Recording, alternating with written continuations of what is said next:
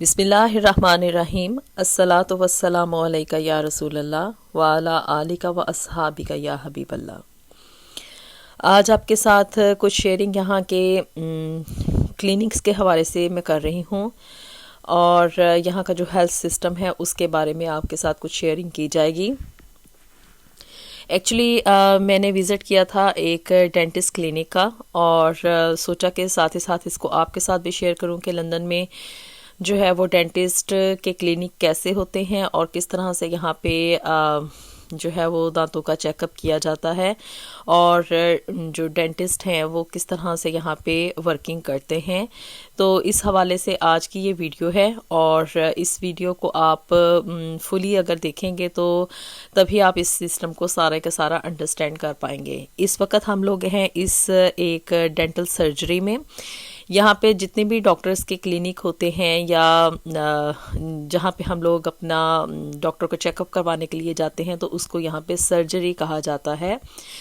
और इस वक्त हैं हम लोग डेंटल सर्जरी में और इसके अलावा अगर ये इसकी मेन रिसेप्शन है और यहाँ पे आते साथ ही आपको पहले रिपोर्ट करना पड़ता है कि वी आर हेयर। और आने से पहले जो है वो आपको पहले अपनी अपॉइंटमेंट बुक करवानी पड़ती है।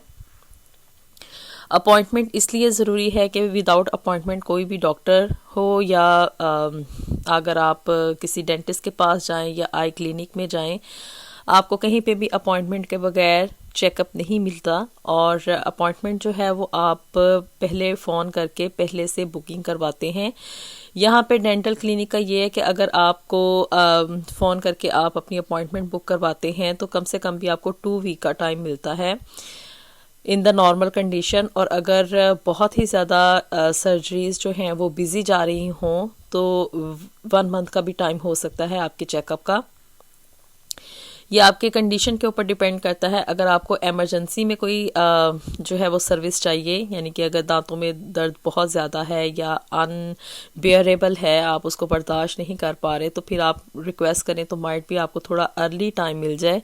लेकिन नॉर्मली जो है वो लोग यहाँ पे अपने रूटीन के मुताबिक ही चलते हैं और एवरी 6 मंथ जो है वो अपने दांतों का चेकअप करवाते हैं। तो इसलिए नॉर्मल कंडीशन में जो है वो आपको 2 to 3 वीक का टाइम जो है वो अपॉइंटमेंट में मिलता है। और पहले से आपको अपनी अपॉइंटमेंट बुक करवानी पड़ती है और फिर आके यहाँ पे रिसेप्शन पे रिपोर्ट करना पड़ता है कि हम यहाँ पे आ गए हैं। जो आपका टाइम हो उससे तकरीबन आप 5 मिनट अगर पहले चले जाएं तो वो काफ़ी बेहतर रहता है, क्योंकि अगर आप थोड़ा सा भी टाइम से लेट हो जाएं 2-3 मिनट्स भी, तो एक तो ये कि लोगों पे बहुत ही गलत इम्पैक्ट जाता है कि जो है वो पेशेंट ने अपने टाइम की पाबंदी नहीं की। और दूसरा ये भी हो सकता है कि अब आपकी अपॉइंटमेंट जो है वो मिस हो जाए। डॉक्टर जो है वो हो सकता है कि आपका वेट ना करे और वो अपने किसी काम से भी जा सकता है, क्योंकि अगर आप लेट हो गए हैं तो अगला बंदा बॉन्ड नहीं है कि वो आपका वेट करेगा।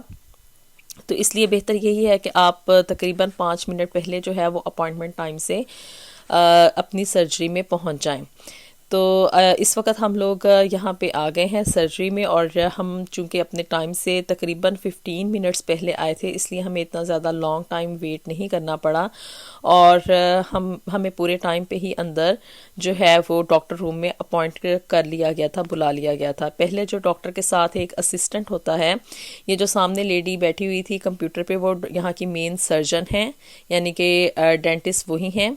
और जो ये अदर लेडी हैं ये इसकी असिस्टेंट हैं। और असिस्टेंट जो आके नीचे से आपको पहले बुला कर लाते हैं। और चूंकि हम लोग ऊपर वाली सर्जरी में आए थे तो इसलिए हमें नीचे से लेकर आए। अगर हम नीचे होते तो फिर हमें स्ट्रेट वे जो है वो रूम में लेके जाते। तो इस वक्त जो है वो हम लोग डेंटल सर्जरी के अंदर हैं, यानी कि ये चेकअप रूम है इनका।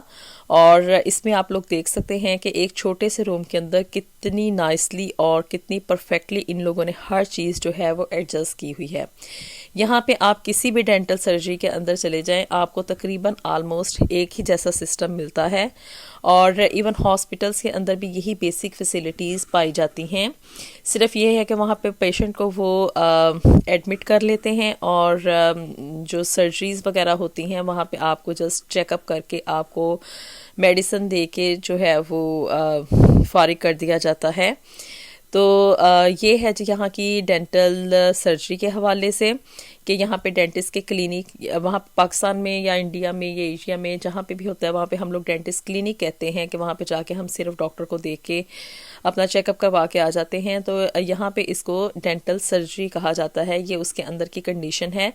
डॉक्टर जो मेन सर्जन होता है वो टीथ का चेकअप करता है पेशेंट का, और जो असिस्टेंट है वो कंप्यूटर के ऊपर उसको मोनेटाइज करता है कि कौन कौन से टीथ जो हैं वो ऑब्ज़र्व किए जा रहे हैं। उनको यहाँ पे मेडिकल टर्म्स में ABCD के नाम से कुछ नेम्स दिए जाते हैं, और फिर उसके बाद उनको काउंट किया जाता है कि पेशेंट के माउथ में कितने टीथ हैं और किस टीथ के अंदर कौन सी कंडीशन है, कहाँ पे कैविटीज़ हैं, कहाँ पे जो है वो किसी भी किस्म के ट्रीटमेंट की ज़रूरत है। और अगर आप अपने माउथ वॉश के लिए आते हैं, यानी कि टीथ के कम्प्लीटली एक वॉश होता है जो कि एवरी 6 मंथ उसको किया जाता है, तो उसमें भी यही सेम प्रोसीजर अपनाया जाता है। पहले माउथ का पूरा चेकअप किया जाता है, टीथ को ऑब्जर्व किया जाता है, और फिर उसके बाद इसी कंप्यूटर के थ्रू इस बात का डिसीजन लिया जाता है कि किस टीथ के साथ अगर कोई प्रॉब्लम है तो उसको उसकी ट्रीटमेंट कैसे की जाएगी। इवन अगर एक्सरेज वगैरह भी लेने हों तो उसकी भी मोनेटाइजेशन इसी कंप्यूटर के थ्रू की जाती है, क्योंकि इनका मेन सिस्टम जो है वो इसी कंप्यूटर के अंदर इसको इन्होंने सेटअप किया हुआ है। यहाँ पे आप लंदन में या UK में कहीं पे भी चले जाएं, आपको मोस्टली जो सिस्टम है वो कंप्यूटराइज्ड ही मिलते हैं।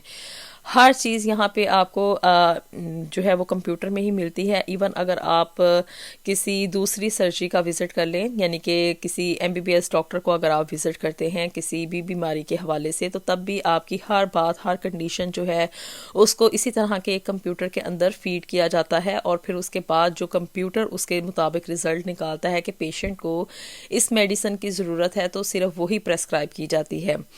यहाँ का एक सिस्टम ये भी है कि यहाँ पे आपको कोई भी मेडिसिन जो है वो विदाउट प्रेस्क्रिप्शन नहीं मिलती। इस हवाले से शुरू में मुझे बहुत ही ज़्यादा हेडेक फेस करनी पड़ी थी कि मैं थोड़ी फेडअप भी हो गई थी कि यहाँ पे कोई भी मेडिसिन जो है वो विदाउट प्रेस्क्रिप्शन नहीं आप ले सकते। फार्मेसी में जाके आप चाहे जितनी मर्जी रिक्वेस्ट कर लें किसी से कि भाई हमें ये इस दवाई की ज़रूरत है या ये हमारी मेडिकल कंडीशन चल रही है, लेकिन जब तक आपके पास डॉक्टर का ऑथराइज प्रेस्क्रिप्शन नहीं है आपको कोई भी दवाई जो है वो नहीं दी जाती। सिर्फ जो है वो छोटी मोटी मेडिसिन जैसे कि पैरासीटामोल हो गई, कालपोल वगैरह हो गए, या OTC यानी कि ओवर द काउंटर जो मेडिसिन होती हैं जिनका के लेना इंसान के लिए इतना नुकसानदेह नहीं हो सकता, सिर्फ आपको वही मेडिसिन जो हैं वो फार्मेसी में विदाउट प्रेस्क्रिप्शन मिलती हैं। उसके अलावा जो एंटीबायोटिक्स हैं या कोई भी मेडिसिन किसी भी ट्रीटमेंट के हवाले से रिलेटेड है तो उसके लिए आपको हमेशा डॉक्टर का ही विज़िट करना पड़ता है। और इस पे यहाँ पे ये नहीं है कि आप किसी भी प्राइवेट डॉक्टर को विज़िट कर लें। आपको जो मेडिसिन प्रेस्क्रिप्शन के थ्रू चाहिए उसके लिए आपको NHS अप्रूव्ड डॉक्टर को यानी कि सर्जरी को विज़िट करना पड़ेगा, और वहाँ से आपको जो प्रेस्क्रिप्शन मिलेगी उसी के अकॉर्डिंग जो है वो आपको दवाई जो है वो फार्मेसी से मिल सकती है। उसके अलावा जो है आप यहाँ पे इस कंट्री में लंदन में कभी भी UK में दवाई विदाउट प्रेस्क्रिप्शन नहीं ले सकते। यही हाल जो है वो डेंटिस्ट का है, यानी कि डेंटिस्ट अगर आपको कोई मेडिसिन प्रेस्क्राइब करेगा तो तभी आप उस दवाई को ले सकते हैं, और विदाउट प्रेस्क्रिप्शन जो है आपको कभी भी कोई भी मेडिसिन जो है वो फार्मेसी से रिक्वेस्ट पे कभी भी नहीं मिलेगी। तो ये यहाँ पे शुरू में मुझे थोड़ी सी हेडेक फेस करनी पड़ी थी, और जब फिर इनके सिस्टम को मैंने अंडरस्टैंड कर लिया कि नहीं भी ये इस सिस्टम के थ्रू मुझे जाना पड़ेगा कि पहले आप अपने आप को किसी भी सर्जरी में रजिस्टर करवाएं डॉक्टर के साथ, और फिर उसके बाद आप अपनी अपॉइंटमेंट लेंगे। जब आपको अपॉइंटमेंट का टाइम मिलेगा तो फिर उसके बाद जब आप डॉक्टर को विजिट करेंगे, अपनी मेडिकल कंडीशन बताएं, तो फिर उसके अकॉर्डिंग डॉक्टर और कंप्यूटर दोनों मिलके ये फैसला करते हैं कि पेशेंट को किस मेडिसिन की ज़रूरत है। इसी तरह से अगर डेंटिस्ट की सर्जरी में आप विज़िट करते हैं तो आप ख़ुद से नहीं उनको रिक्वेस्ट कर सकते कि हमारा एक्सरे टीथ का किया जाए, या हमारी कैविटीज़ हैं तो उसको आप कैसे ट्रीटमेंट कर सकते हैं या कैसे नहीं कर सकते। आप उनको डिक्टेट नहीं करेंगे, बल्कि वो आपको बताएंगे कि आपकी कंडीशन के हवाले से कि आपको किस मेडिसिन की ज़रूरत है।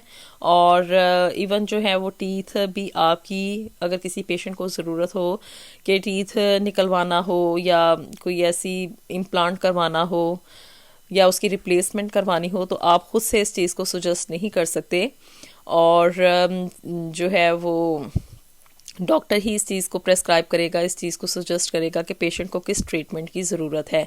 इवन अगर आपने टीथ की इम्प्लांट करवानी है या ब्रेसेस वगैरह लगवाने हैं और आपको इतनी ज़रूरत नहीं है, तो जो है वो उसे आपके ब्रेसेस को अप्रूव नहीं करेंगे कि वो आपको ट्रीटमेंट फ्री ऑफ चार्ज मिले, यानी कि एनएचएस उसको अप्रूव नहीं करेगी। और अगर एनएचएस उसको अप्रूव नहीं करती, यानी कि डॉक्टर उसको अप्रूव नहीं करता, तो फिर आपको उसकी फंडिंग नहीं मिलेगी एनएचएस के थ्रू, यानी कि आपका ट्रीटमेंट फ्री नहीं होगा, बल्कि आपको उस ट्रीटमेंट के पैसे जो हैं वो उसके चार्जेस खुद से पे करने पड़ेंगे। और यहाँ पे ट्रीटमेंट जो है वो काफ़ी एक्सपेंसिव है। अगर आपने किसी के ने ब्रेसेस वगैरह ही लगवाने हो सिंपल से, तो उसके लिए तकरीबन 2000 to 4000 का जो है वो ख़र्चा वो अपने जहन में रखें कि अगर आपके बॉडी को या आपके टीथ को उस चीज़ की ज़रूरत नहीं है और आप फिर भी चाह रहे हैं कि आपके दांत जो हैं उनको ब्रेसेस लग के उनकी स्ट्रेटनिंग की जाए या टीथ वाइटनिंग की जाए, या कोई ऐसी भी ट्रीटमेंट है जो कि आप चाहते हैं कि खुद से आप करवाएं, तो उसके लिए आपको चार्जेस जो हैं वो खुद से पे करने पड़ते हैं। तो ये है यहाँ का सिस्टम डेंटिस्ट के हवाले से। होपफुली आपने आज की इस वीडियो को पसंद किया होगा और आपके लिए काफ़ी हेल्पफुल रहेगी कि उन लोगों के लिए भी जो कि इन कंट्रीज़ में न्यू आते हैं, तो उनके लिए थोड़ी गाइडलाइन है कि कैसे उन्होंने अपना अपॉइंटमेंट लेनी है और अपना ट्रीटमेंट अगर उनको ज़रूरत है तो उसको कैसे कंटिन्यू करना है, या अगर प्रेस्क्रिप्शन की ज़रूरत है तो वो उसको कैसे ऑब्टेन कर सकते हैं। तो उस हवाले से इस वीडियो में मैंने थोड़ी सी बातें शेयर की हैं। Please don't forget to subscribe my channel and share it with your friends and family. मिलते हैं आपसे नेक्स्ट वीडियो में with something very interesting and something very new. अपनी दुआओं में हमें याद रखिएगा। अंटिल देन, अल्लाह हाफिज़।